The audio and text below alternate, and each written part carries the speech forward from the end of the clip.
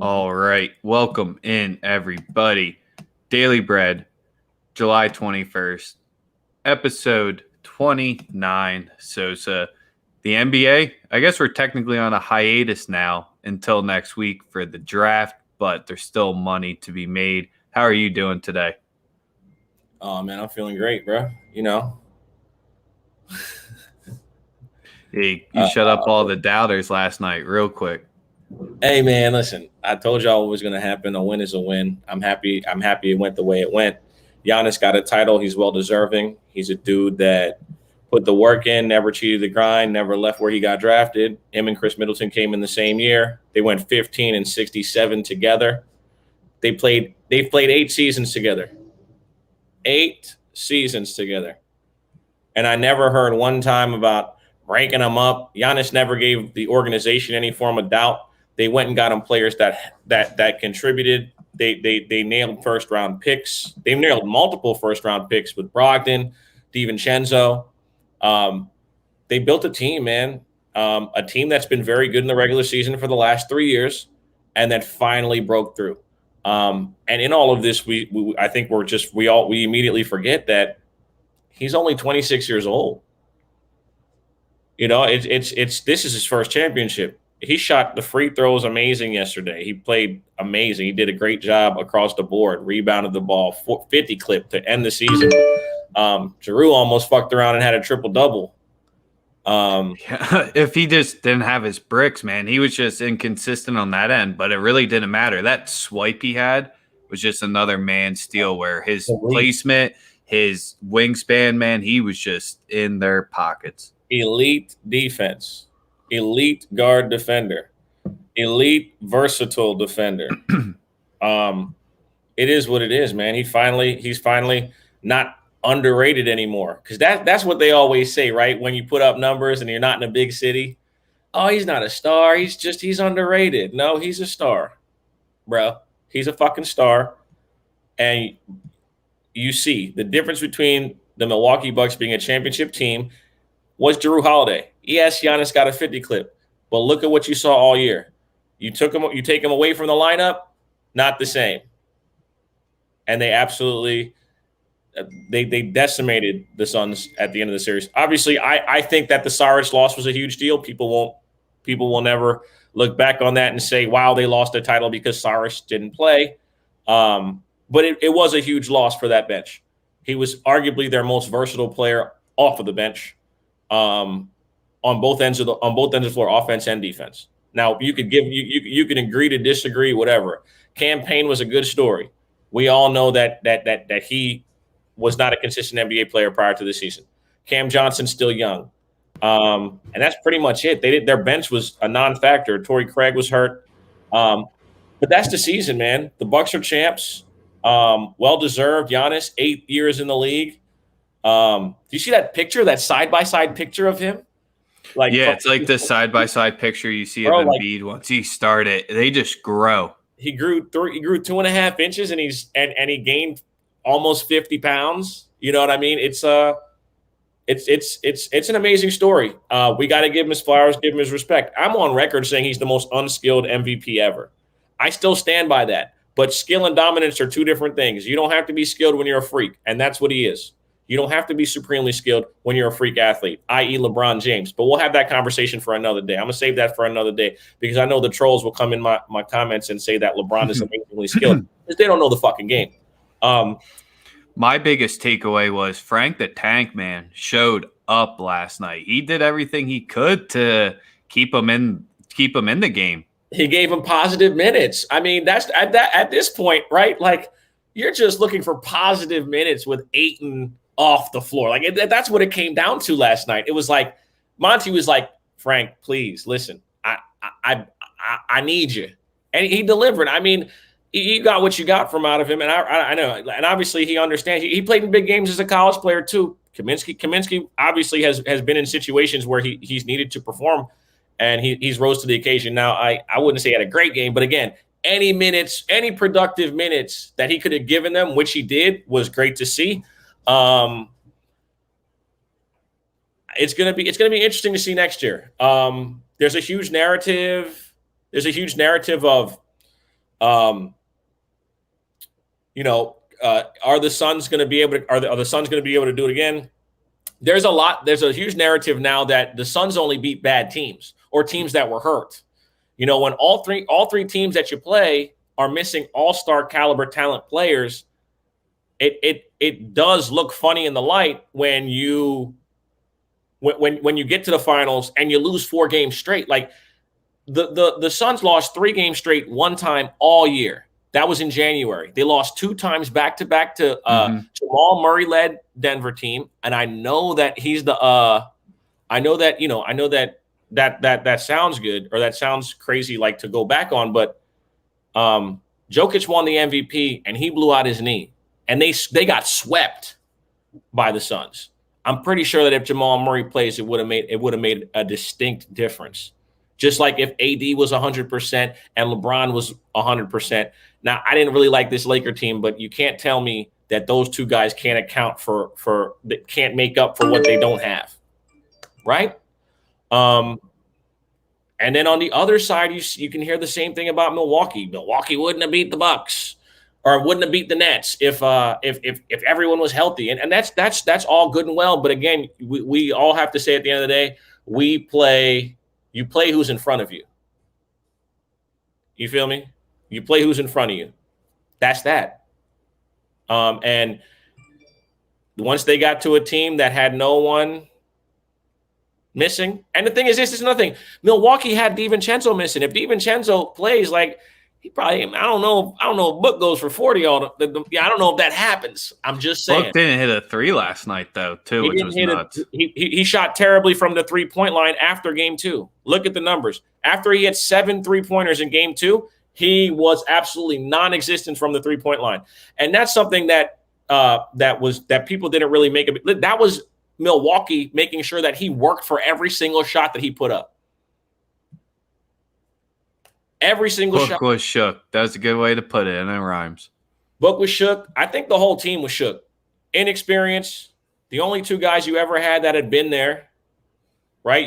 The only other guy you ever knew to have played in the playoffs outside of Chris Paul is Crowder. That's it. They had no deep, amazing team, or no.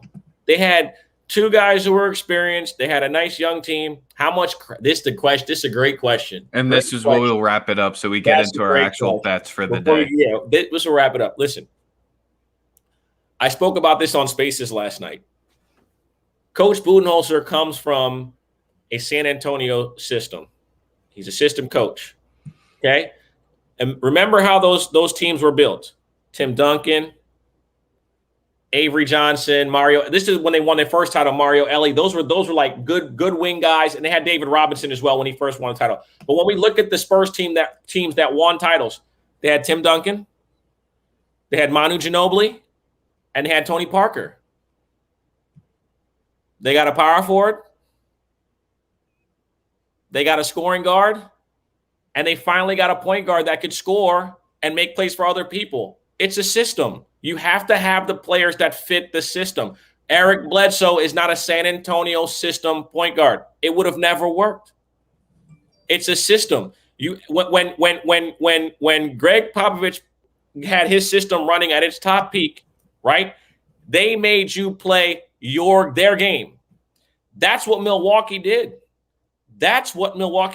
Milwaukee made the other team play their way. They dictated how the game was played as soon as game 2 was over. Every single game was dictated by them. They played with force. They dominated the boards. They were better. They were more talented. That was a Spurs system team.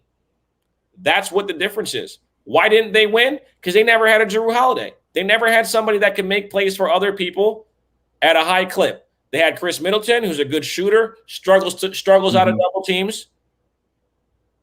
That's a fact. When he gets double teamed, he struggles. He doesn't know where to pass it. He's not a great playmaker for other people. Jrue Holiday was the straw that stirred the drink. He was the difference. Giannis scored 50, but Jrue had 11 assists, 10 boards, 4 steals, both ends of the floor. You guys got to understand that. Listen, Budenholzer's a system coach.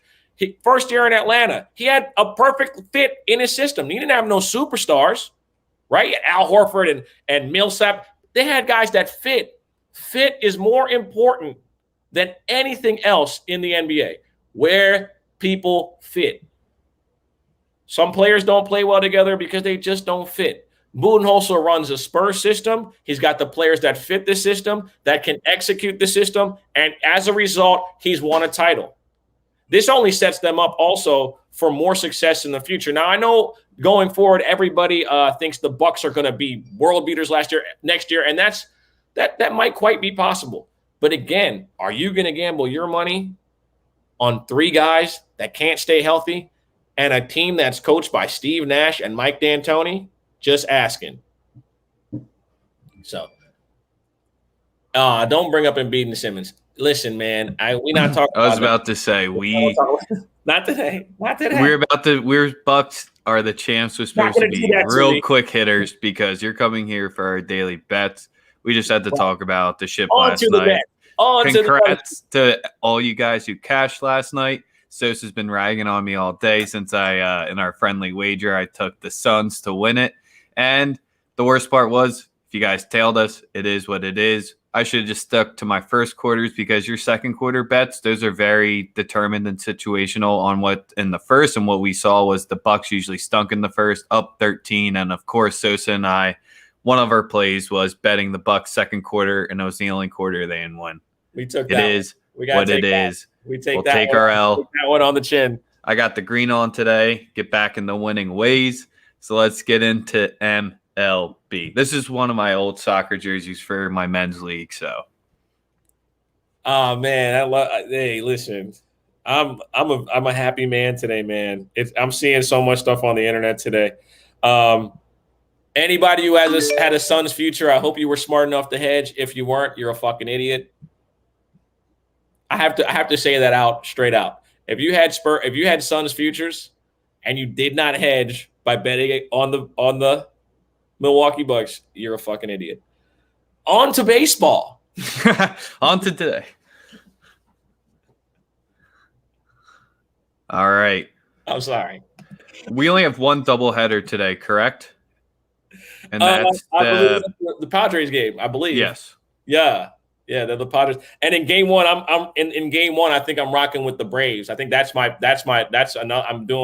I'm doing it again, man. Dog of the day. The game starts in 5 minutes.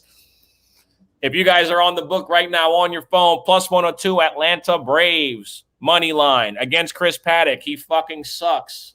He's a fucking burger. He's made us a lot of money, though. We like Paddock because we take the year fees and we take the overs. Right. Go to the book right now. Take Atlanta game one in the doubleheader. It starts in 5 minutes. I was so carried away talking about the fucking Bucks. I didn't give you guys a shit ton of time, but Chris Paddock fucking stinks. It's fade Paddock season all year. He fucking sucks. Oh, man. No year fee feeling here. Just going to stick with a smooth, easy Atlanta Braves money line. Braves at the crib. Game one. Game two, I'm probably going to look at the over. Over 7.5 is what it's slated at. The thing is that in double headers, we get sometimes we get differing lineups. And I don't want to put myself in a situation where I'm betting on an over and fucking Tatis and Machado and get sat and don't pinch hit to the 8th inning. So I don't want to do that. I got to see the lineup first. One good stat that was shared to us by the Spin Doctor is if your Braves ticket doesn't end up coming through and San Diego does win, when the home team loses in game 2 of the doubleheader, they're 10-2 since last May, I believe. He gave us the stat, so that's a nice little situational trend. If that follows into you, you'll have to see if that one comes through, but keep that in your back pocket and for other times going forward. Sure. Couple other things. I'm going back to. I don't like any of the pitchers today. I feel like we're in a gross rotation day that we're all within like the 3rd and 4th starters. Well, you know what I'm on. I can't get if you get the odds for me, the Toronto Blue Jays team total over. Garrett Richards on the mound. He's a whole heap of dog shit. especially since the spin rate stuff has come out. He's been ass. I'm pretty sure he'll be a candidate for a K under prop today as well. But I don't have the odds of that on my book. I know yesterday it was at -120. The Blue Jays, they're all the way up at over 5.5 at -140. That's -140. That's fine. I love that pick. Lock that in. Richards is butt. You can definitely get better juice than this. This is just a quick book I have that's easy to search, but it only has the most juiced line. So look for something under 140 most likely. Absolutely. And there's one trend and one matchup that I wanted to get to. I don't know if you have a play on this one. Man, I don't want to go back to the Cubbies. But Kyle Hendricks been pretty much dealing this whole season this year. Even on the road. He's their ace.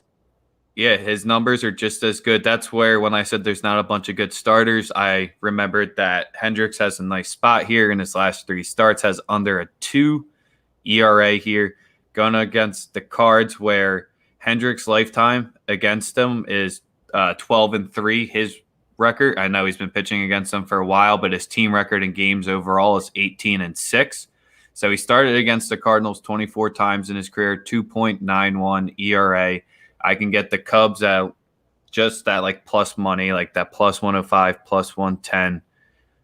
Do I go back to them here or do I just stay off it because it's the Cards going up against them? And do I not trust Hendricks? Whew. I would go first 5 Cubs. Because the Cubs on the road have been a disaster. So yes. If my angle is that I'm betting on the starting pitcher who's been their best starting pitcher, my look for the game would be first 5. Would be either first 5 money line, or I could get a first 5 run line probably at a good price, like something around 130, I would imagine. Yeah, it's crazy that they haven't. The odds are the same. The money line's plus 110 for full game and for first 5 for the plus 0.5. So you get the win on a tie game. That's minus 125. That would be my play. I like it. Cubs first 5 run line plus 0.5 minus 125. That would be the play. I mean, just based on because like I said, you capped the game in regards to the numbers behind Hendricks, and yep. Obviously, familiarity works both ways, right? You've seen a team, they've seen you. You've clearly been dominant against them. So, that would be the play in that game for sure. That's a late night game. Sorry for jumping ahead to a late one. I know we got a few first pitches coming up. We got a question from Come At Me Bro. Let's get to that one since that one's 14 minutes off. Stroman versus Hosman.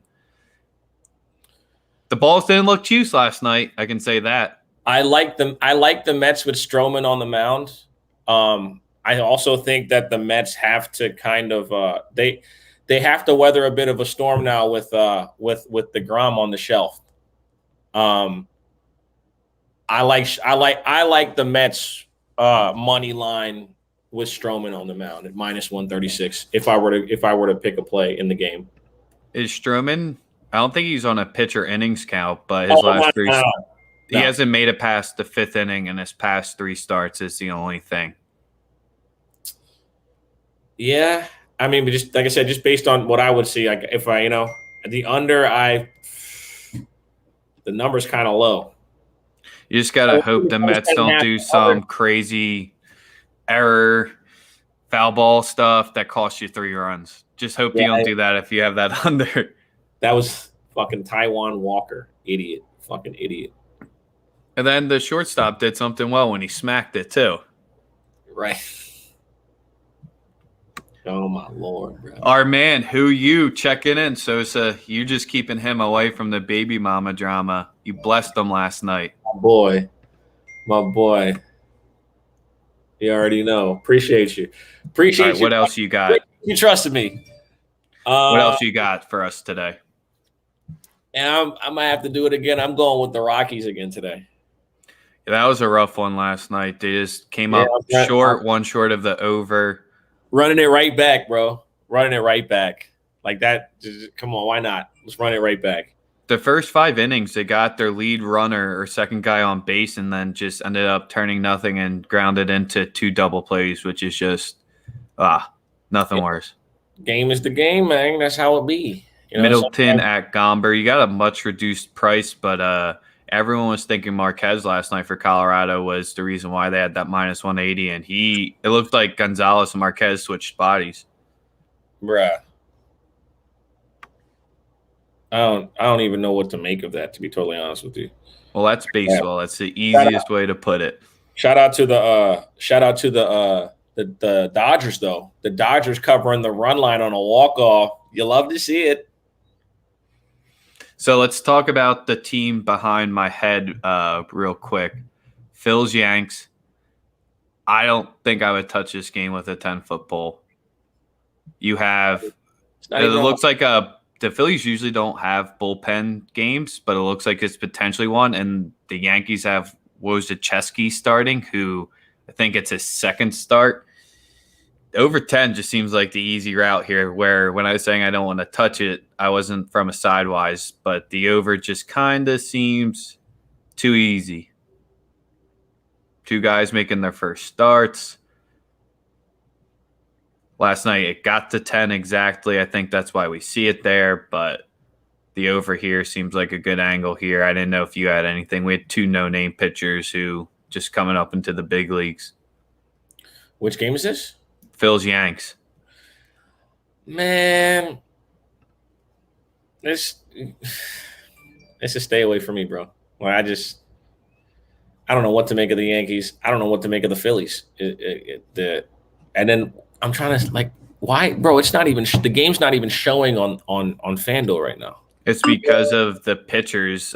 Both of them, like the Phillies, basically are doing a bullpen day, so I think that's one of the reasons why they don't have it up yet. And then is it Matt Moore day? No, he's pitching tomorrow. Wow. Okay. And they're going to a bullpen start. He pitched great the other day. Respect. Yeah, dog. Those Tigers are solid, man. They're going to be solid. They're going to be good. And they got a good manager. Hinch, dog. Houston didn't want to fire Hinch. One of the top 5 managers in the game. They didn't want to fire him. That's why you got to think about this. He got fired for cheating, and he got a job a day after his suspension was up. I don't think Houston wanted to fire him. You had the save face type of move. And the craziest part is when a manager makes a huge difference in baseball. It makes look at the Boston Red Sox. Cora suspended last year, couldn't manage. This year, they have damn near the exact same team.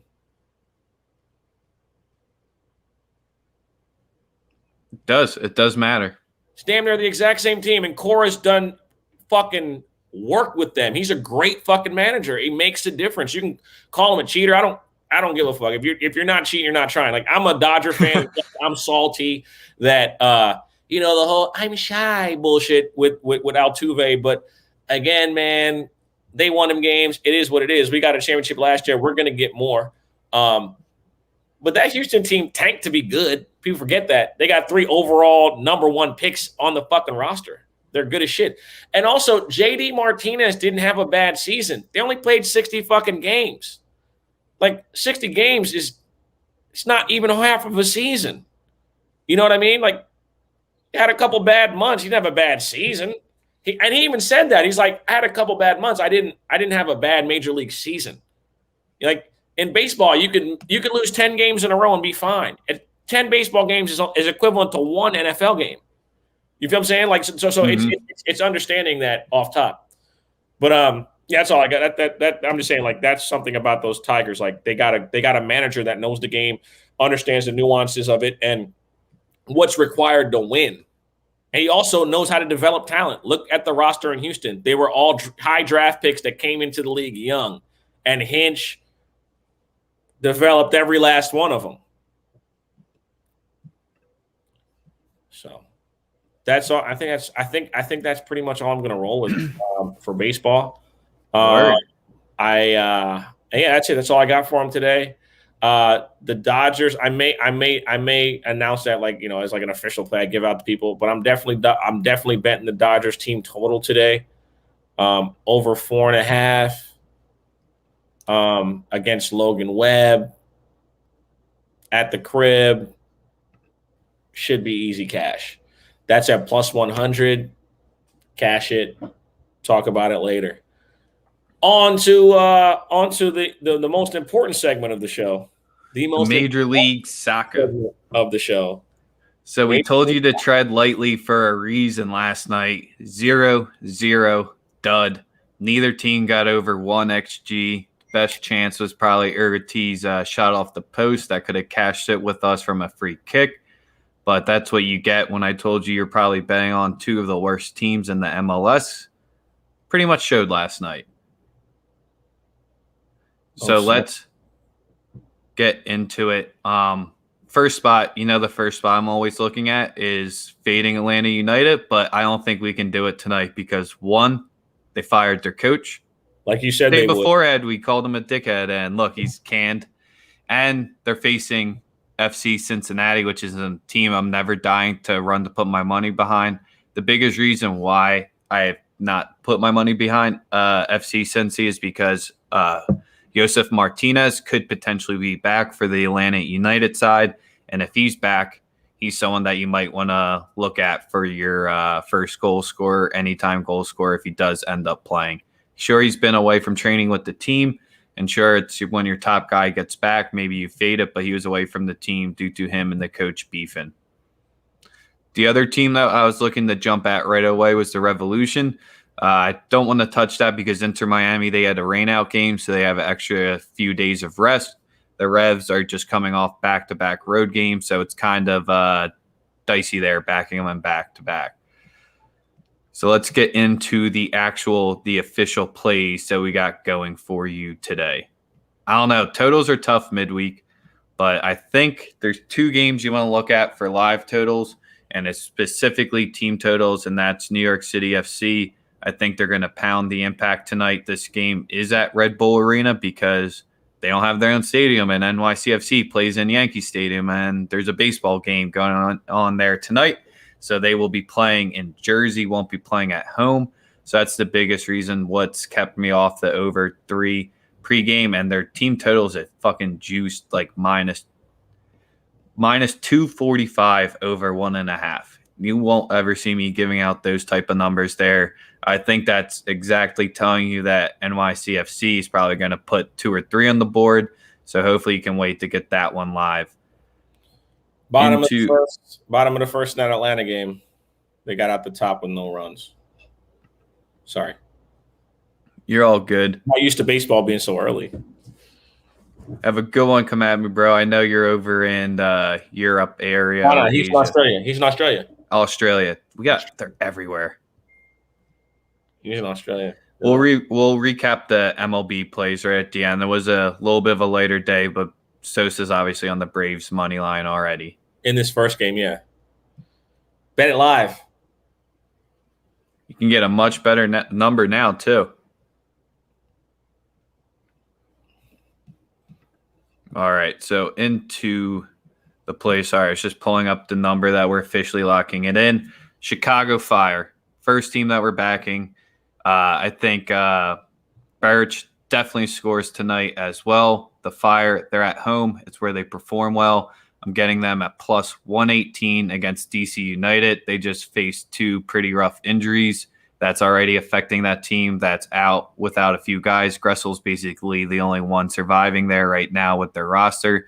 So we'll take not a great Chicago Fire team, but going up against DC United, we'll take them at plus 118. Okay. Well, next game that we got for a play. There's a lot of big numbers here. Real Salt Lake's really calling my name, but I don't want to do it till I see if Chicharito's playing. And I hope Mo's here because if he is, I think he might like this play. There's a team that he supports they pulled off a great win against FC Dallas, but they're pretty bad. So what we're going here is I think LAFC does score a decent amount of goals today, but The total's listed at over 3. So if you want to parlay that with the LAFC money line, you can parlay it with the over 2.5. But LAFC on the road in there, take the money line, take the over 1.5. You get minus 550. So there's no value there. LAFC will probably put up 3 tonight by themselves. What's the Vela price? is back and cooking. What's the price on the money line? Minus 115. So you can easily just play that by itself. Right. It's not like you have to parlay it, but I would like to see if I get plus money here because I definitely think we see 3 goals, no questions asked in this one. All right. It's midweek MLS, man. I always say tread lightly with this. I'm like looking for it on my I'll be putting these bets in like as you're saying. You're all good. No, that's what I'm saying. With midweek MLS, you always want to tread a little bit more lightly with that just because it's the rosters, it's the Gold Cup, but I think those are 2 nice spots for you there pregame. Don't worry. Those 2 live spots. I tune into the show too for Rex's soccer picks. Like I'm here for that too. Like so like that's why y'all don't hear me talk. I be put, you know what I'm saying? That's what See, I knew Mo was watching. But yeah, Sporting Kansas City was the last look, but their team total is not available, and I'm pretty sure they're going to put that at 2.5 at plus 120. So yeah, it's the Earthquake is by far the worst team. You can get the over 3 at minus 135. So I gave you 2 totals to be eyeing up with NYCFC and with the Sporting Kansas City games to bet live, fire money line, and then parlay LAFC in the over 2.5.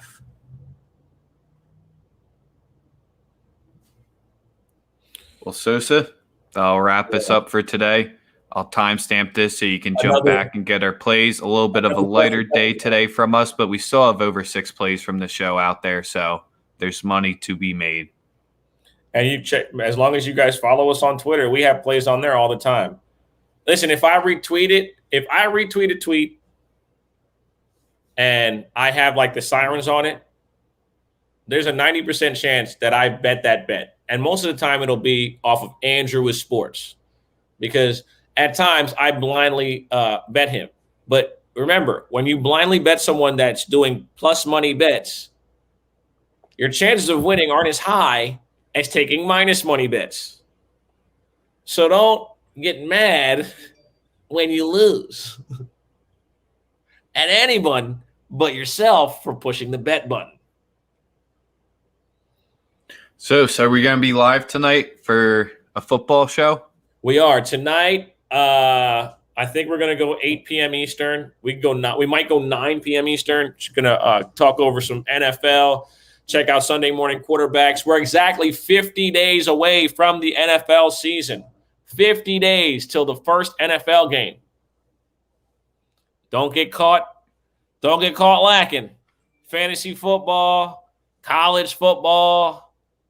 We got it all. We're going to have some great things coming for you guys in the near future. Hopefully you guys can just, lock in with us. That's all. That's all I want. We'll be live on the same 3 outlets that we're currently live on now. So throw us a like on YouTube, throw us a subscribe. We're that much closer to giving out $100. Shout out to the Bucks as well. Milwaukee, this is for you. Yeah, that's a good way to sign off for Daily Bread today. Until tomorrow, fellas.